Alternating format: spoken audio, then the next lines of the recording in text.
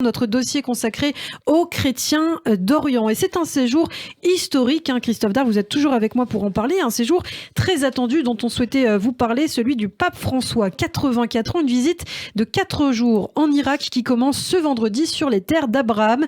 Visite historique puisque jamais aucun pape ne s'était rendu dans ce pays, dans cette nation de 40 millions d'habitants frappés par des décennies de guerre. Nul doute que le message de fraternité et de paix délivré par le pape aura un écho particulier alors que l'État islamique est toujours très menaçant, que les minorités comme les chrétiens d'Orient sont réprimés. On va en parler.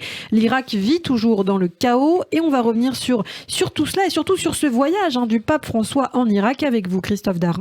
Et oui, un séjour qui a enfin lieu, car figurez-vous que cela faisait plus de 20 ans qu'un voyage papal en Irak était prévu depuis 1999. À l'époque, c'était Jean-Paul II, le souverain pontife, mais les événements qui ont suivi l'intervention en Irak, la chute de Saddam Hussein, l'emprise de l'État islamique, on y reviendra sur tout cela, l'État islamique qui a fait de l'Irak son bastion, ont bien sûr compliqué les choses. Et à Noël 2015, le pape François annonce enfin se rendre en Irak pour rencontrer les chrétiens. Il aura donc fallu attendre plus de 5 ans.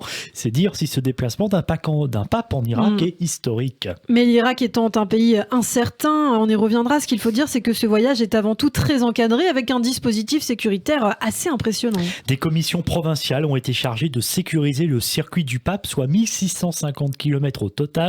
Et il n'y a pas bien sûr que pour des raisons sécuritaires que le parcours sera très encadré. Et l'Irak fait face en effet à un pic de contamination au coronavirus. Il faut donc bien sûr respecter les règles sanitaires et ce voyage est d'ailleurs le premier séjour à l'étranger du souverain pontife depuis le début de la pandémie de Covid-19. Et donc un parcours très sécurisé car le pape a un agenda aussi très chargé au cours de ce voyage en Irak avec plusieurs entretiens d'ailleurs dès aujourd'hui. Oui, il va être accueilli d'abord par le Premier ministre irakien, puis il va discuter avec le président du pays et le pape va ensuite rencontrer des évêques, des prêtres religieux et des séminaristes dans la cathédrale Notre-Dame de l'Intercession de Bagdad. C'est là que 60 personnes ont été tuées dans un attentat djihadiste. C'était à la veille de la Toussaint 2010. Le souverain pontife participera ensuite à une messe dans la cathédrale latine Saint-Joseph, également située à Bagdad, aux côtés du clergé chaldéen.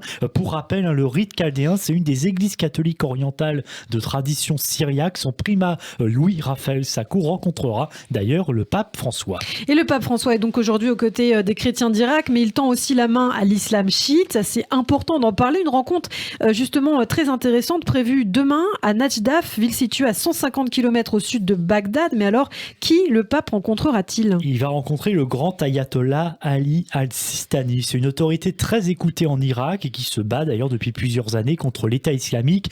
Alors les chiites sont, je le rappelle, largement dominants en Irak, alors qu'ils sont très minoritaires au sein du monde musulman qui est dominé par les sunnites. Cette rencontre est donc capitale. Elle pourrait d'ailleurs aboutir à la signature d'une déclaration conjointe sur le même modèle que celle sur la fraternité humaine et la liberté de croyance qui avait été paraphée par le pape en 2019 à Abu Dhabi avec le grand imam sunnite Ahmed Al-Tayeb. Bon, vous nous avez donné déjà beaucoup d'informations, Christophe. J'imagine que le programme n'est pas terminé puisqu'une rencontre interreligieuse aura lieu également demain à Our, l'une des plus anciennes et des plus importantes villes de la Mésopotamie antique, située dans le sud de l'actuel Irak. Et Our, Ilana, c'est aussi la ville de naissance d'Abraham dans la Bible. Alors enfin, à l'issue de ces rencontres, le pape retournera à Bagdad pour une messe avec le clergé chaldéen et pour finir dimanche, programme également très chargé. Le souverain pontife ira d'abord dans le nord de l'Irak, à Erbil, c'est la capitale du Kurdistan irakien et qui a ouvert ses portes, il faut le rappeler, aux centaines de milliers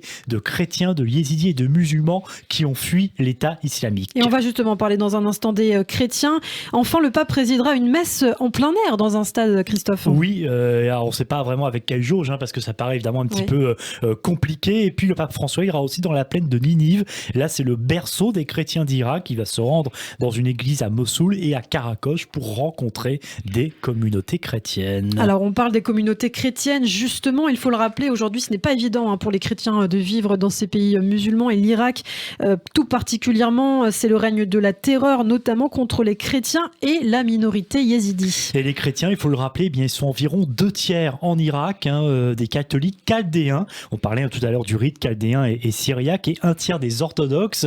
Ils étaient environ 1,5 million en Irak en 2003 au moment de la chute de Saddam Hussein. 1 demi-million d'entre eux ont fui le pays et en 2010, l'année du massacre de la cathédrale syriaque catholique de Karada à Bagdad, que j'évoquais tout à l'heure, les chrétiens n'étaient plus que 600 000. On peut dire aujourd'hui, selon des estimations, selon certains recensements, même s'il n'y a rien de précis, qu'on compte 200 000 à 400 000 chrétiens aujourd'hui en Irak, c'est-à-dire moins de 2% de la population. C'est très peu, évidemment. Leur nombre a chuté drastiquement. Alors, vous parlez des chrétiens, Christophe, et concernant les yézidis, leur situation aussi, la situation de cette minorité est complexe. Alors, il faut d'abord rappeler, évidemment, rapidement qui sont les yézidis. C'est une minorité confessionnelle, kurdophone, adepte d'un monothéisme qui leur vaut la réputation d'adorateurs du diable par l'État islamique. C'est une minorité massacrée depuis l'été 2014 et la prive de son siège, de son fief, par l'État islamique Sinjar. Minorité massacrée ou réduite en esclavage.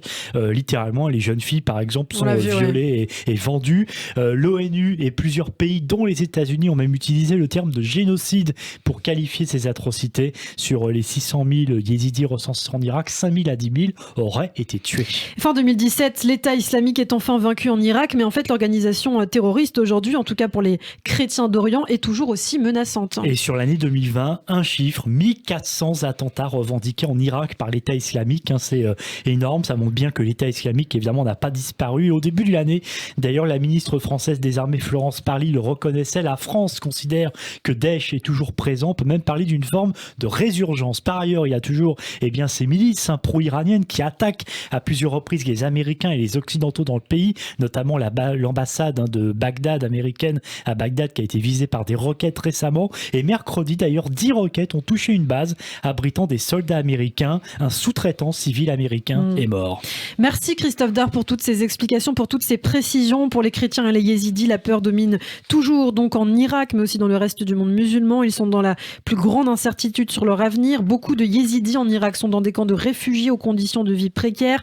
D'autres encore sont entre les mains de l'État islamique. On comprend donc pourquoi cette visite historique du pape François est à haut risque et très sécurisée. À noter que nous reparlerons de tout cela, de la situation des chrétiens et des yézidis. Ce sera lundi matin avec notre invité exceptionnel à 7h45, le père philosémite Patrick Desbois, qu'on aime beaucoup ici sur Radio J, qui préside l'association Yahad in Unoum, dont l'une des missions justement est de venir en aide aux yézidis.